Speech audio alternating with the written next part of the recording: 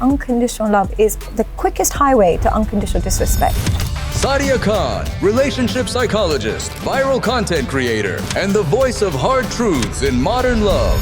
How do you tell people to break a relationship? Just imagine your partner doesn't change at all for the rest of your life. Can you accept them for exactly who they are? If the answer is no way, you're just wasting your own time because they're not going to change. Men out there try to be the nice guy because we don't know any better. The key thing with nice men is that they lack masculinity. And without that, women cannot be sexually invested in you. They can use you and they can be your best friend, but you will lose intimacy. You become like siblings. Then you try to be the alpha, which makes you the fake alpha. The real testament of whether you're alpha or not is the women you select and the behavior you tolerate. Nothing else. There are conditions to my love because my love is good for you and you have to earn it a little bit. The moment they feel that, it brings out a better side in them. I listen to a lot of your stuff, and it's crazy wisdom because you're somehow channeling the truth. I'm actually always right. Can I just say that? I want to say that on screen. I'm always right. And if you don't agree with me, it's because you haven't lived long enough yet. I'm saying this not because I'm making it up. I'm saying it because I'm on the ground. I have an insight that I genuinely believe works. I wouldn't say this if it wasn't true. I actually would happily give this all up. But the problem is, nobody says the things I'm saying. So if I've said something and it triggers you, give it time, you'll see that I'm telling the truth.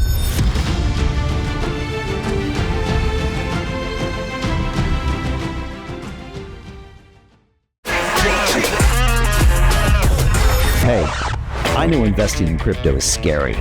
It takes a real leap of faith because there are so many scams, rug pulls, and bad actors out there. It's a dangerous business, which is why 95% of people lose all their money.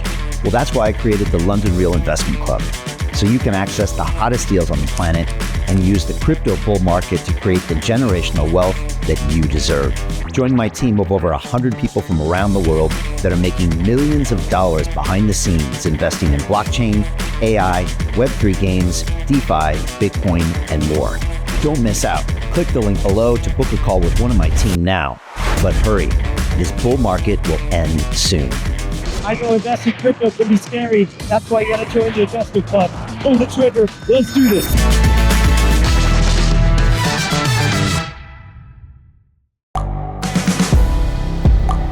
The world is changing. Inspiration is everywhere. It has never been so easy to connect, share, and bring people together. We're learning from others and finding the best in ourselves. Challenging our beliefs. Sharing our vulnerability. Overcoming our fears. Transforming ourselves so we can transform the world. How far can we go? This is London Real. I am Brian Rose. My guest today is...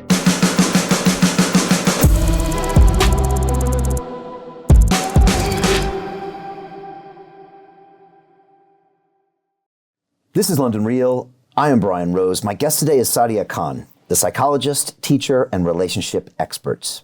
Your background is in education and developmental psychology, specializing in helping people better understand their relationships with friends, family, and most importantly, their partners. Mm-hmm. You've amassed a huge audience on social media, with many of your videos racking up millions of views. Mm-hmm. You believe that most modern relationships are fundamentally unhealthy, with people failing to recognize their own insecurities and the impact of their childhood trauma.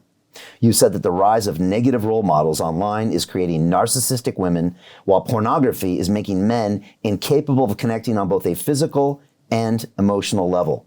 You argue that dating culture has become transactional, with both men and women struggling to build genuine connections due to an overabundance of choice and a lack of emotional awareness. Sadia, welcome back to London Real in Dubai. Thank you. I do not sound like a bundle of joy based on that. I'm like, everything is wrong with the world, but that is exactly how I feel, unfortunately. So it yes, is. It's exactly right. Well, you do it with a smile. I so. do. I'm like, oh, your life is going to be over, but with a smile. But no, this is just the current climate and the problems at the moment, but there's always solutions to all of the problems. I hope so. Yes, because I want to address a bunch of issues. This isn't necessarily for men, but I've got questions as a man, and a lot of our viewers and listeners are men. Yes. But I think both sexes can get a lot from this. Absolutely. Absolutely. You have just some type of a wisdom about you, Sadia. I don't know really what it is. I think it's a combination of your background and maybe a little bit of your religion and where you grew Yes, up. definitely. But maybe we jump into something super relevant, which is I'm in Dubai right now. Yes, welcome. Thank you. Yeah. Thank you. I've been here 2 months. Last year I spent a couple months here. I've been coming back and forth for the last couple years. And normally I'm in London. And I know you spend time in both cities. And yet both cities are major capitals in the world and yet very, very different. Yes. From so many perspectives. And I'm assuming also from a dating and relationship perspective. Absolutely. And so let's jump in there. Absolutely. How is Dubai different than London? Well, I'd be interested in how you find it different. I would be interested in what you think is the main difference. What I found to be, when I see the markets, to be fair, certain behaviors are getting globalized because people who with money in London spend a lot of time in Dubai. So certain behaviors are getting globalized. But generally speaking, the standards are totally different. So in Dubai, it's very typical for a woman to expect men to pay her rent, to expect a really nice lavish restaurant, and men to expect a 10 out of 10 supermodel. It's very like high expectations on both ends. In London, it's low expectations on both ends. It's very much like everything is kind of low expectations because life in itself is not that exciting. Life is not that intriguing. It's not that exciting. So what I find the main key difference is why I think relationships last longer in the UK than they do in Dubai is in Dubai, there's so many alternatives to being in a relationship. There's so many other ways to stimulate your life outside of a relationship. You can run on the beach, you can go to nice restaurants, you can meet new people. Being single is really fun. You can be on a boat. If you're not in a relationship, you can still have a great life. But in London or the UK, if you're not in a relationship, most of your days get dark by the time it's 4 o'clock. You're going straight home, going to the gym, and then getting ready for work. Without a partner, it feels very, very lonely and it feels very like empty. So I can see why people tend to be in more toxic relationships and that they're just settling in London. Whereas in Dubai, they're in more fleeting relationships that kind of are a bit more like transient because they can replace people quite quickly and easily, and their life itself is quite stimulating. So they don't need to invest in a relationship as much. So both of them have their flaws, but for different reasons. That's really interesting. What do you find? Well, and again, like we were talking earlier about like just the energy levels in Dubai and London. And London, I always tell people, when I look around in Dubai, everybody is here intentionally. Yes. The woman who serves me coffee at Starbucks and the taxi driver, everybody comes here for a better life. And you could say they should be paid more or blah, blah, blah, blah. But everyone is having a better life here and they intentionally came here. Yeah. So the energy is like really high. Well, the energy is of gratitude as well. Yeah, there's a general true. energy of gratitude and like an aura of happiness to some extent. I'm not saying I don't know the ins and outs, but there's a general gratitude to be here. Whereas in London, I walk around and I'd say 4 out of 5 people are phoning it in. Like they're collecting a check. They don't really want to be there. They're grinding it out. And you feel this energy of this, And also, it's a falling empire, right? Whereas maybe 200 years ago, you know, London was a rising empire. Yeah. And Dubai is a rising empire. And so it's got all this excitement and anticipation of where we're going,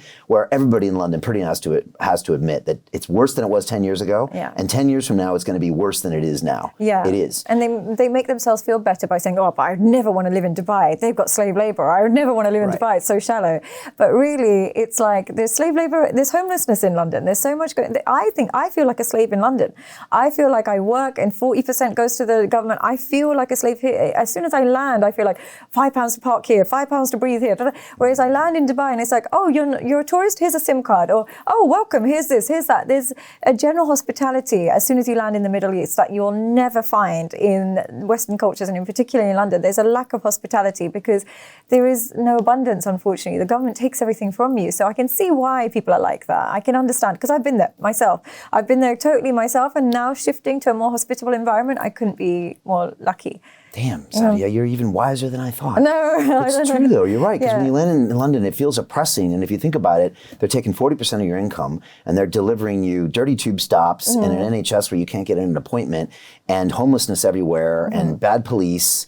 And I still can't accept things like ULEZ and things like these kind of charges, where I'm just like, extra taxes. And old cars have to pay to go drive around, but it's like they're already obviously poorer because they're driving their old cars, and you're taxing them for driving there. And I'm like, these poor people, no wonder they're hostile. I can completely understand it. So that's why I've got a bit of resentment towards London, only because I was told my whole life this is the best city in the world. Best city, best city, best city. So I was like, okay, I'm in the best city, but why don't I feel it? And then when you move abroad, you realize that anywhere with good weather is better, for me personally. No, I think you have a good point, and I think your assessment of maybe men and women are probably correct. I would say women in London traditionally have not had to maybe go out of their way as much when it comes to, looks as maybe their equivalents in New York City or LA. Yeah. I don't know why that is. I would say, here, like you said, there's a lot of pretty girls. There's a lot of successful men, or at least people who at least pretend to be successful. Yeah, very least. Maybe that's a good effort. Yeah. It's like if you're a woman, you can at least pretend to be good looking too. Yeah. The effort is appreciated. Yeah. When I go to events, people really dress up. Yeah. They go out of their way. The women put on makeup, the men dress up, which getting a man to dress up in London is a very hard thing to do. Yeah, you won't and see like it. everyone makes an effort. Yeah. And it's always like surprising. It's noticeable to me. And in London, I would hang out in places where people would normally dress up. Yeah. And I still notice it here. I always felt like overdressed in London. People always almost make you feel bad for being well dressed. Right. They're always like, oh, where are you going? Why are you always in heels? It's almost like they don't want you to be your best potential. And even sometimes online, they're like, oh, take your makeup off, because they're so used to being a lower level of themselves. Whereas when you go to, it's not for everybody. This is where I think if you meet girls who hate Dubai, chances are it's girls that feel intimidated by the level of beauty standards here. Whereas, and similarly, if you meet men that hate Dubai, it'll be they're intimidated by the financial standards of the men here. Okay. It's usually people who are intimidated. And as a result, they'll say, oh, I don't like it. And they'll say, oh, shallow. But really, you can meet very like-minded people. It's just that those like-minded people still live an elevated life. So it's very competitive. And those people that I always find that said, oh, I hate it. It's so shallow. It's so not me. It's people who literally couldn't compete in those two areas, looks or money. And they kind of filter themselves out. That's interesting. I was just talking with a guest earlier about money. It's interesting about this city is that since there's so much money, I feel like people are looking at what you have besides money. Yeah. And so I would say to a man who might feel intimidated of being here is that actually your character and your work and your reputation and your vision is maybe more important here than it is in London. Because here, like I said, there is a lot of money around, so that doesn't delineate you. And same, there's a lot of beauty. So those things alone aren't actually enough. Right. Yeah, it's nice because if that's all you have is beauty as a girl, you'll come to Dubai and be like, every girl is beautiful. Now I've got to actually be a nice person. And same thing with men. It's like, if I only have money, it's like, but every man has a lot of money here. So it actually forces you to work on your networking skills, your independent skills, like just other skills if you want to. There is a really shallow side to it. There's a super shallow side to Dubai, which I completely understand. But if you ignore that part and just take the high standards of living, there's nowhere better. It's so counterintuitive, Sadia. Yeah. That a place that from the outside looks like the ultimate in bling and the ultimate, shallow place actually has a lot more depth going on. I find it really deep. I found so many great connections out here. I love the Islamic kind of culture as well here. I know it's kind of disappearing a bit with the influx, but I generally find, like, for me, it's a city that suits my personality really well. Does it suit yours? Yes. Yeah, it's not for everybody, but it definitely suits my personality to a T. I couldn't be happier, and I feel lucky all the time that I live here. And I'm always worried, like, if they ever make me live somewhere else, I don't know where I go. I can't even go on holiday in peace because I'm comparing everything to Dubai. I'm like, Dubai would never do this. Dubai would never do that. So the safety, that everything, I know I could go on. I don't want to bore your viewers, but it really is an incredible city. And we can, as other countries, you can learn a lot from its hospitality if you want to compete with it. Yeah, very much so. I just took my boys to Kenya for the week for safari, and I got to really see a country in Africa and how they live. Yeah. And a lot of those people come here to work. And so you really see a contrast of what they can get at home versus what they could get here or build here. And it's just an amazing jewel kind of. We're very lucky. In the Middle East. I feel lucky to be here too. Yeah, we're very lucky. All right, but let's talk about relationships. Yes. So you have clients, I'm guessing, in both London and Dubai. Yes. And you talked a little bit about these interesting standards, and I think you're right. I mean, there are so many options here that maybe you don't have to have that significant other, whereas in the UK, in your life of toil and darkness, You need somebody to hold on to at the end of the day just to make it through. Yeah, I was so, like, sometimes I'd have clients come to me and there'd been these awful toxic relationships. So they don't even like each other. They genuinely hate each other.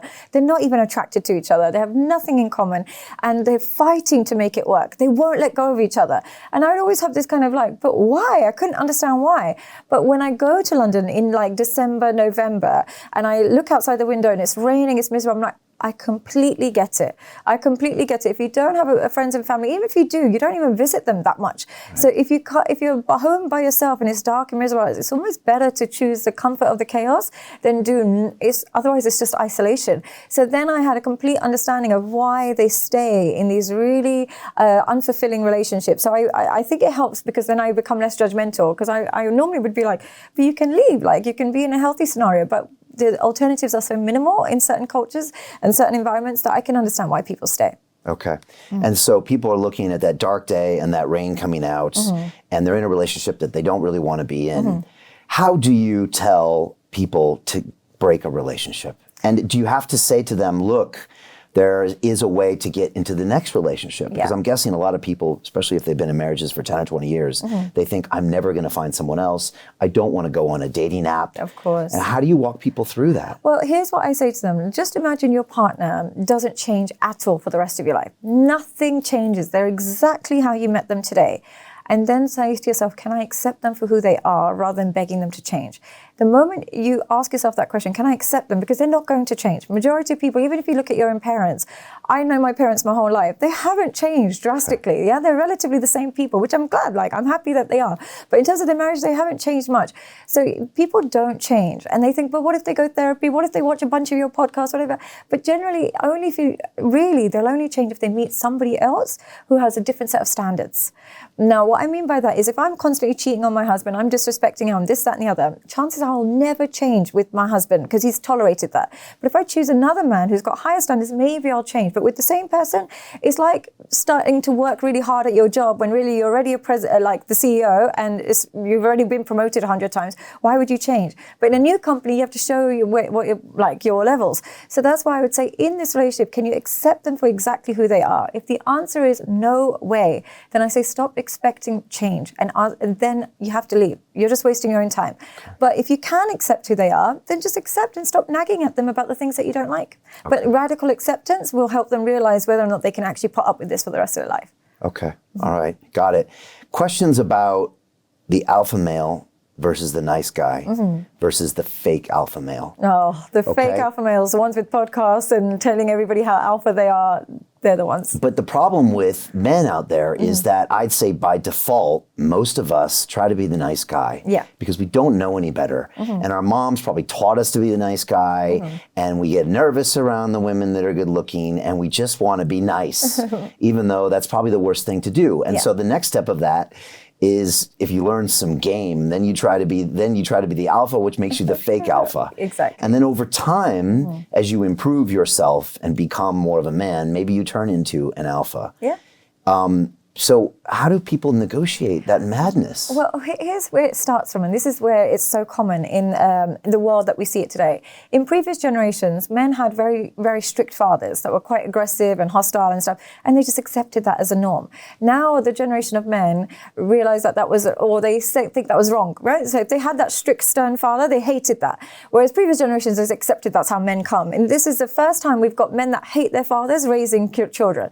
So what ends up happening is they think, I want to be nothing like my dad. My dad was so hostile. He was so aggressive. I want to be like as nice because I saw how mean he was to my mum. And they kind of have that mentality because they saw those kind of relationships where the man was the boss and the woman was kind of a bit more submissive. And they're like, that's wrong because that's what they've been taught. That's wrong. So they were like, I want to be so nice. I want to be the opposite of my dad is a mantra of every nice guy. My dad taught me everything not to be. So they follow the instructions of their mothers. What did mothers teach you? Don't argue. Don't stand up for yourself. Don't just listen. Just be a obedient, just listen to me and feel sorry for me. That's what mothers teach their kids, feel sorry for me. So they go into the real world, and when they're engaging with women, they're like, I want to be nothing like my dad. My dad always set boundaries. My dad was a bit stern. My dad was a bit hostile. I want to be just nice. Because mom says that's what works, be nice. In the process of doing that, they emasculate themselves. So what they'll do is they think that the way to a woman's heart is by listening and submitting. They don't realize the way to her heart is showing her who you are and taking her into your world. They think, let me just adapt myself into her world. Let me go to the hairdressers with her. Let me go shop for lingerie with her. Let me just wait and carry her bags. Then she'll love me. But really, she wants to see what you are, who you are. She wants to follow your lead. So in the beginning stages, she might reward that. She might think, oh, it's great that you just answer the calls every day and you stay on FaceTime while I do my makeup and you just, pick me up anytime and you just carry my bags and you cancel your plans just to kind of watch me get my hair done. Later, she will miss the fact that you don't have an identity. And she'll miss the fact that you don't have that masculinity, and she'll start to get more and more disrespectful. So it doesn't work being submissive to women. I'm not saying being hostile and being mean works, but what works really well is knowing your own identity and taking her into your world. How do you get out of a rat race? How do you create wealth not only for yourself, but also for the generations to come after? I am absolutely amazed with the quality of companies that we're getting exposure to. We go on to Zoom calls with the innovators and the folks who are building new applications in metaverse, blockchain, artificial intelligence, decentralized finance. What's going on, everybody? Thumbs up if you can see me. We are focusing on early stage investment. And the quality of people that we're getting exposure to, whether it be Dan Tapiero with 1RT, Jason Ma from Open, Yatsu from Animoca. It's been a phenomenal experience thus far. It has far exceeded my expectations. We are focusing on cutting edge technologies. I view it now as the best investment I've ever made. The upside I view is unlimited. And as a retail investor, I would never get this exposure anywhere else outside of Investment Club. See you in the Investment Club. But your world is one that is positive. It's not one that's harsh, critical, mean, or it's not this hostile kind of alpha male. It's a wonderful world, but she's welcome to it, but you're not going to contort your identity to impress her. Instead, it's just, I've got an impressive life, you can join me. But it's not, I'm going to drop everything and submit to you because you're so beautiful. And it's keeping that identity men find really difficult in this generation. And I don't blame them, by the way. Because so many times I'm like, well, just tell her that this is unacceptable. Or just tell her that, why should you accept that she, keeps posting horrible pictures on Instagram? Well, not horrible, well, like really, pictures on Instagram and keeps talking to her ex. Why don't you just tell her?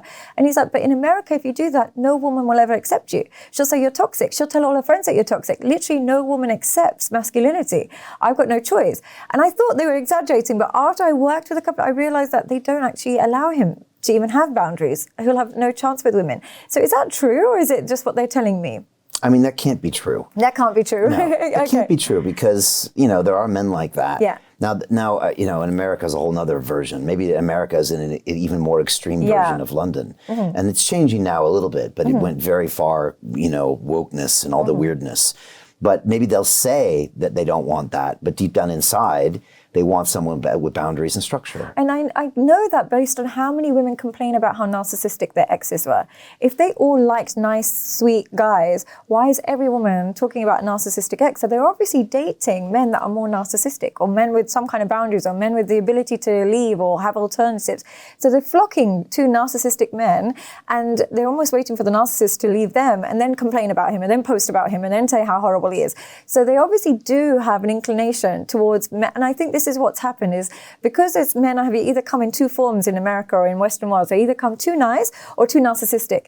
They haven't found the balance. And if they got a choice between a nice guy and a narcissist, they'll choose a narcissist all day, every day, 100 times over than the nice guy. And they don't admit that, but that's what they'll choose. This narcissist term, I have a real problem with. Me too. I just don't like it because it usually means someone that just you don't like or something bad went wrong with them. It's like there's that famous phrase, an alcoholic is someone who drinks as much as you do that you don't like. Literally. And so it feels like that term is just thrown out for something that went wrong. Yeah. But like, I don't even trust anyone that says that word anymore because it feels like you're just projecting all the blame on someone else. And you know what? It was so interesting. I have clients all the time, therapy clients. As soon as they I say my ex is a narcissist, I know they're the narcissist. I know instantly that they're the narcissist, but they've just got a different form of narcissism. Their form of narcissism is becoming an excessive victim. So they'll say he was a narcissist. Why was he a narcissist? Well, he used to cheat on me all the time, and then I used to catch him, and then I used to, I still wanted to. I then got pregnant. I didn't tell him I was pregnant, and then I cancelled the pregnancy. And it's like, but he showed you everything. You still wanted to be with him. You still wanted to marry him. You still thought he was going to change, and now he's a narcissist because he won't change, even though he showed you everything. You like being a victim. You enjoy it. You like saying breadcrumbing. He was then doing, these buzzwords. What is breadcrumbing? A narcissist keyword. It just means giving girls a little bit of attention, but not full attention. So to keep her. So maybe he'll ghost her for a week and then give her a message, and she'll be like, oh, look, he's breadcrumbing me. But you're the idiot for responding. Like, exactly. Yeah. Take some ownership. Like, no one can breadcrumb somebody who doesn't accept crumbs. It's only for those people who are begging for crumbs that accept breadcrumbing, but they don't want that conversation. They like to create this, but what if he's a covert narcissist? Or what if he's an overt?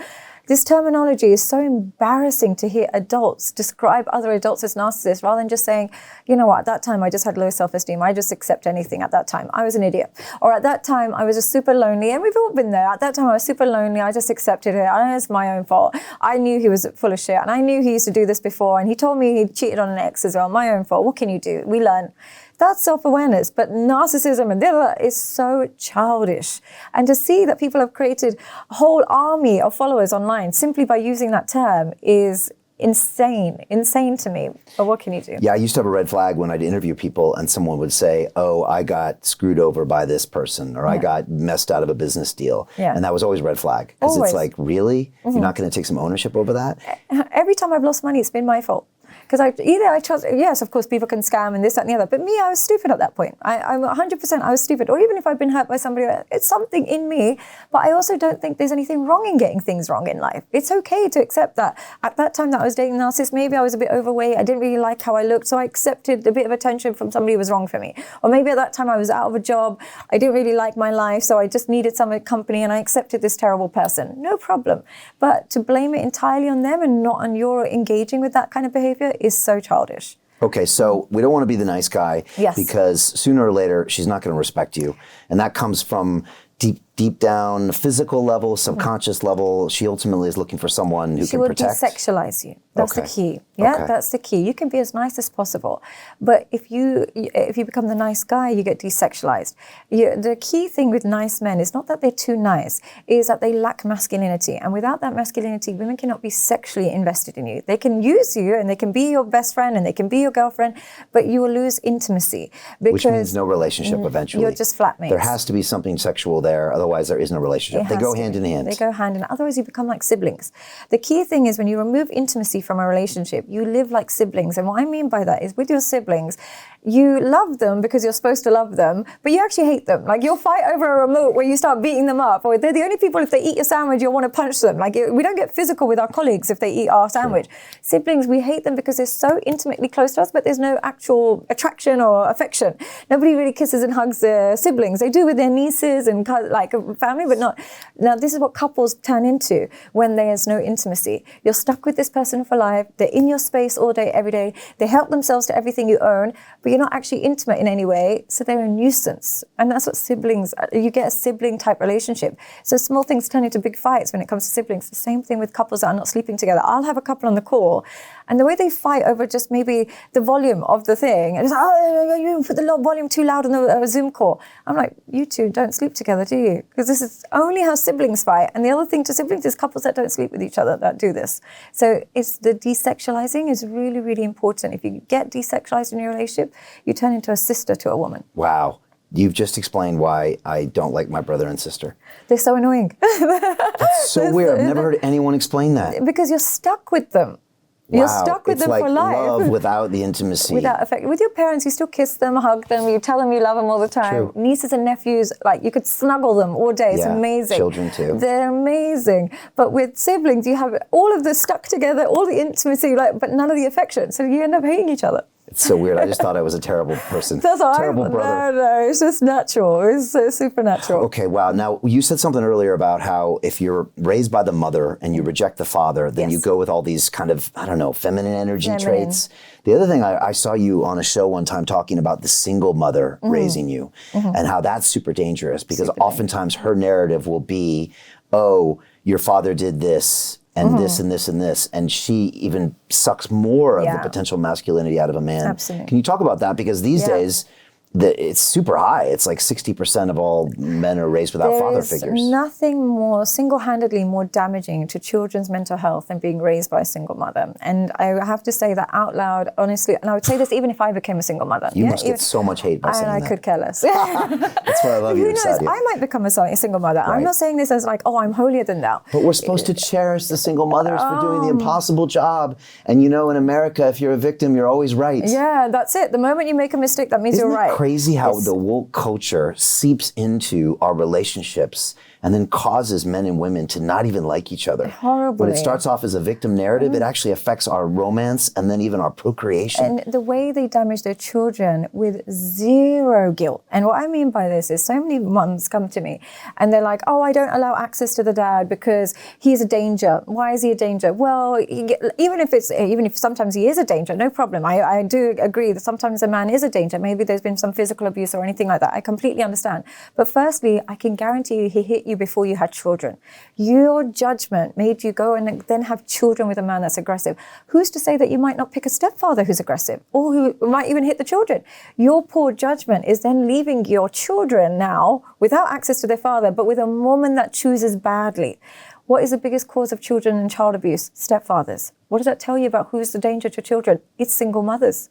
It's single mothers that are the danger to children more than anything else because stepfathers are a reflection of what the mother is choosing to put around the children.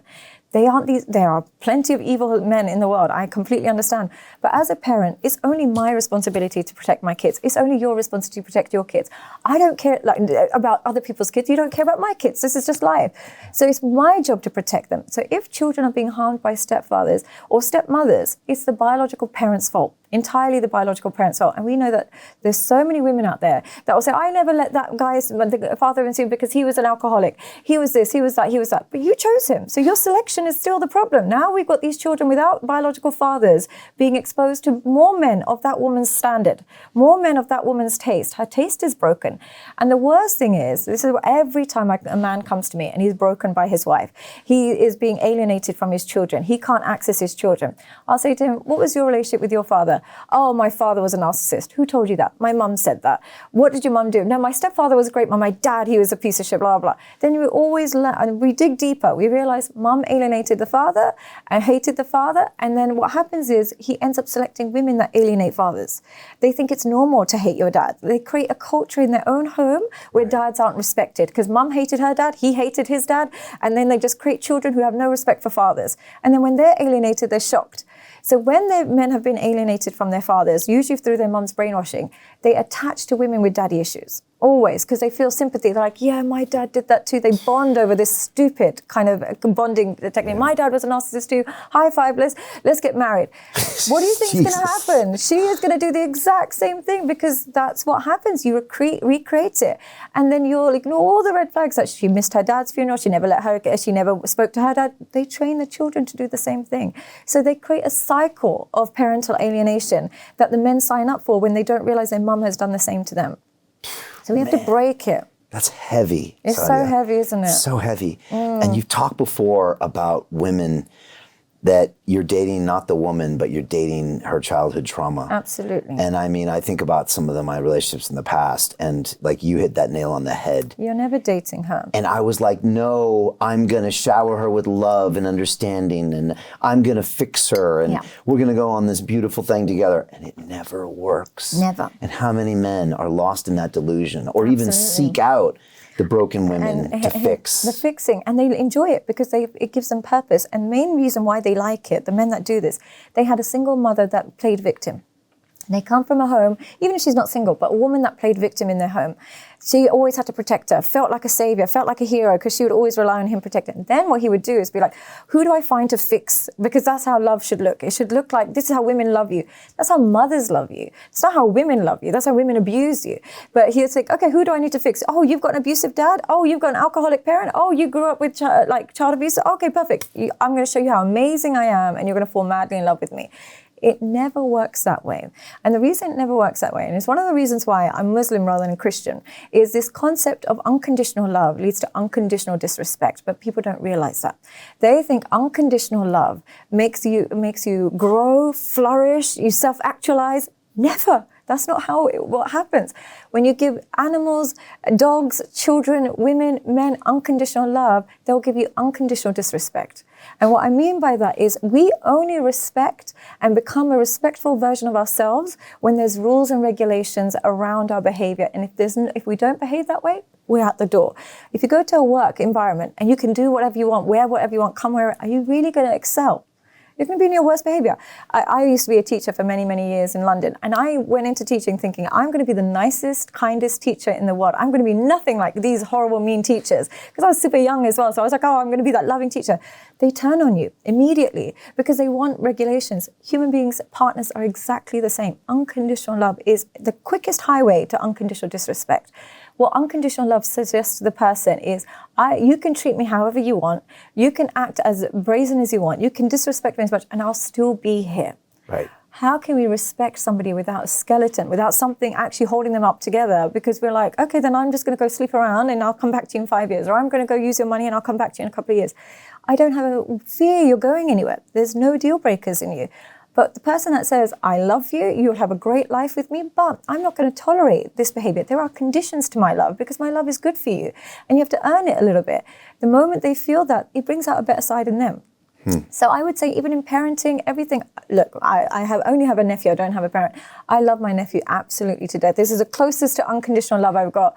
But I would hope that I wouldn't be that parent that's like, oh, you shut up a school, don't worry, I still love you. I'd be like, what's going on here? Like, there are risk factors. And this unconditional love, I just think is so damaging to children, women, men, everybody. It's damaging. And that's a Christian concept. Turn the other cheek. That's why I would never be Christian. Never. Okay. And I know that sounds really bad because sometimes I'll get people saying, you should be Christian, it's unconditional love. Is that? I want rules and regulations. My favorite thing about being a Muslim woman is haram and halal. I love knowing that. That's haram, no bacon, no problem. I know there's alcohol, you're not allowed to touch it. There's no like, oh, you can sip it on certain. No, you're not allowed to touch it. There's zero-sum game with that. No.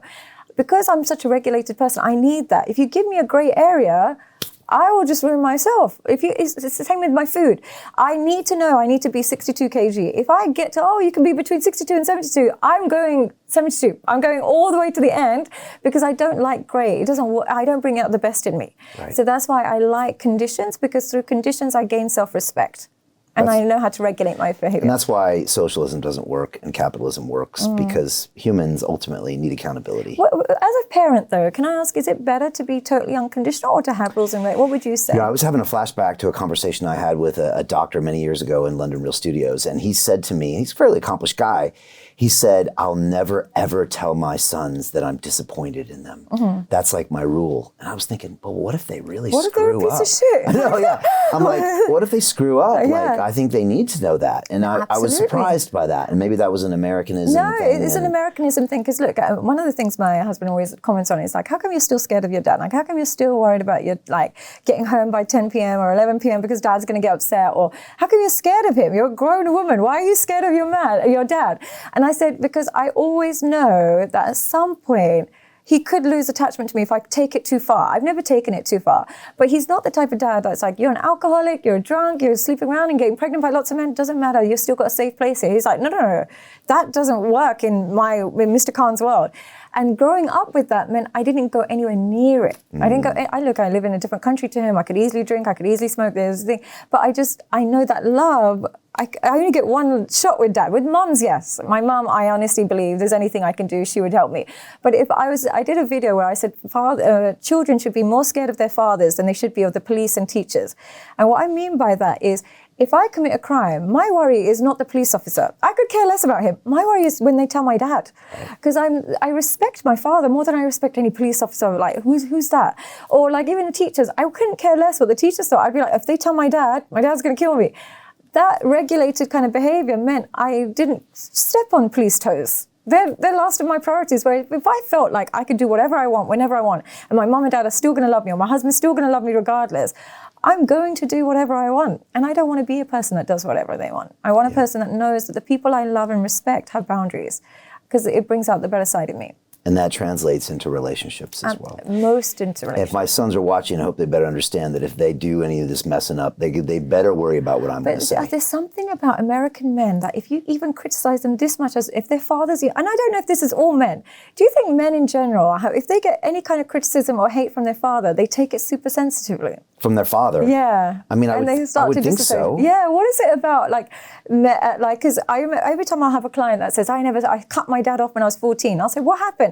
He's like, well, I was mopping the floor left to right. And he said, no, you have to do right to left. And he's just so controlling. I'm like, is that a reason to cut? But then I realized it's the brainwashing with mother. It's the cultural piece. It's the cultural thing where any kind of criticism is just like not accepted at all. Is that a common thing amongst men? It's interesting because I've interviewed some older men on my show, and one of them is super famous. He's in his 80s, and he's a high performance coach with the Castle in Scotland, and we dress very similar.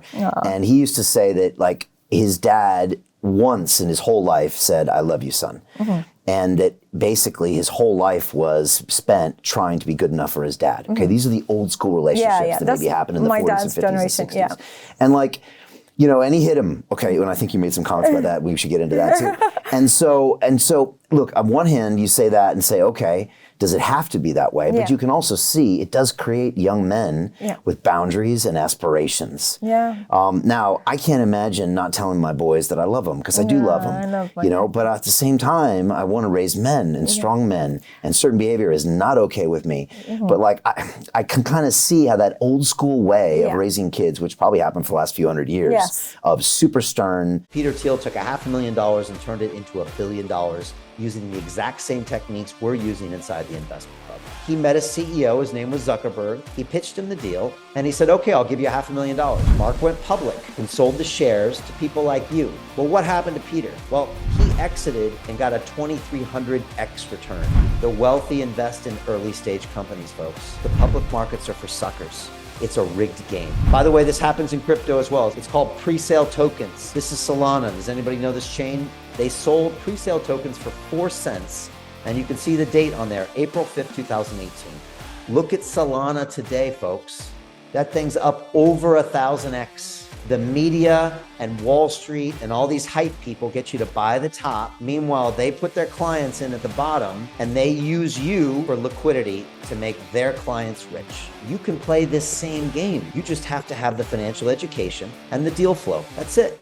No one's going to tell me how to raise my kids, whereas these days everyone's going to tell you. The schools are going to tell you. The governments. I can see how that has benefits. Yeah, it has huge benefits, because remember, teachers even used to hit kids back then. I know. Nuns and all that stuff. They used to hit. So it wasn't just like your evil dad. It'd be everybody. It was a culture. I mean, I don't actually agree with hitting kids, only because I prefer parenting where your consequences are enough, where they don't need hitting. And I also think they're baby. I don't know. For me, I find it hard, the idea of hitting. Did you make a video recently about hitting your kids? I don't think I have yet. Should I? Yeah, maybe you should. I should. I personally don't think you need to, but I'm not the type, because I got hit as a child, to think hitting means abuse. Yeah. At the same time, I don't think a hit means abuse. I just don't think you should. I don't think you need to. But it doesn't constitute as abuse, because sometimes that's the only discipline they knew back then. And I just think that what's happened is men were always designed, evolutionary-wise, to just get the food for the kids. That's it. Food and shelter. They weren't actually kissing, hugging, nurturing, or anything. This is a new phenomenon. So some men they're not used to it. They're not actually programmed for this. This wasn't their tools for survival.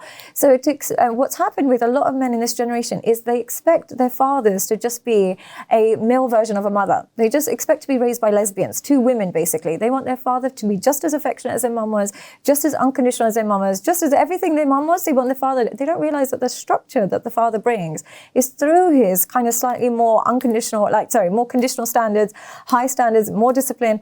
That's how you get the best out of children. But they just want 2 mums nowadays. And that's why I think it's dangerous for men to have this mentality that fathers should act like mothers. Yeah, I agree with what you're saying with most of that. One of my mentors says, spare the rod, spoil the child. He's a big fan of that. I agree with you. I don't think you need to hit kids. Yeah. And also, I think in a weird way, it shows that you have less power. It just like if you swear, whenever you see someone swearing when they're yelling, they use it because they don't have enough power with their normal words. So it's actually a tell that they don't have the power. They don't have the power because you're not respecting them. Yeah. So I agree. I think you don't need to do that if you're doing everything else right. Yeah. But that means you got to have your own game set up so they respect you. And consequences to actions. And consequences. And then they're looking at you thinking, I don't respect Dad because look at him. He's a slob. He's a mess, and he doesn't even respect his own discipline. Why should I respect his? And sometimes, as a father, does it get undermined by mothers, or like the other way around? Can fathers undermine mothers? Because I think that's the key. Having wives who understand that the version of love fathers give is different to theirs. It doesn't all have to be exactly the same, as long as the child still gets the boundaries he needs. But a lot of women can sometimes undermine the father's version of love by saying it's toxic or saying it's abusive, when really it's just masculine. But I think it's hard these days because the whole wave of probably a lot of the American-based woke culture is permeating everyone. And so I think now the mothers are a bit quicker to say, oh, that way of father parenting isn't right, and we need to unconditionally love, we need to do all that. Whereas I try to step back, and when the mother isn't saying what I think is necessary, I try to think, okay, that's feminine energy. They need some of that. And then this is my masculine energy, and I'm going to give them a dose of that. Yeah. Now, of course, since I'm in my own reality, I can't see my flaws. But I would say that sometimes... But your kids are great. Sometimes my way, mom is not agree with my way. And my way is the cold reality of life. Now, I have a stepdaughter. She's amazing. She's 20 years old. But I've been telling her for 10 years, when you're 18, I'm throwing you out of the goddamn house. That's it. I don't care. You're not coming back, so you better get your shit together. I've also told her even recently, nobody cares. You've been taught all your life that someone out there that cares or is going to take care of you. I said, nobody cares about you. And unless you get your shit together, you're not going to be able to function in this world. Now, that's my harsh way of maybe trying to prepare her. But I would say mom isn't always a fan of the way I do that. But I know. To continue watching the rest of the episode for free, visit our website londonreal.tv or click the link in the description below.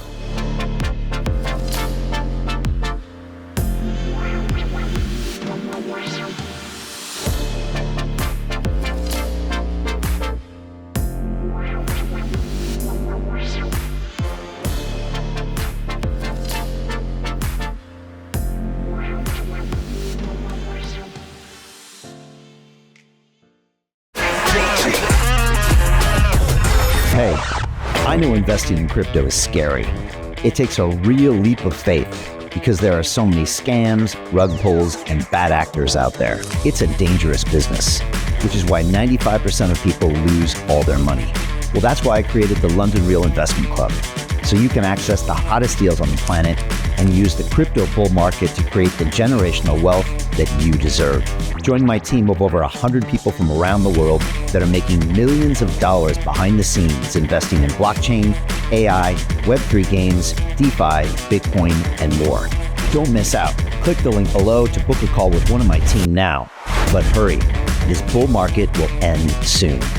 I know investing crypto can be scary. That's why you gotta join the investment club. Pull the trigger. Let's do this.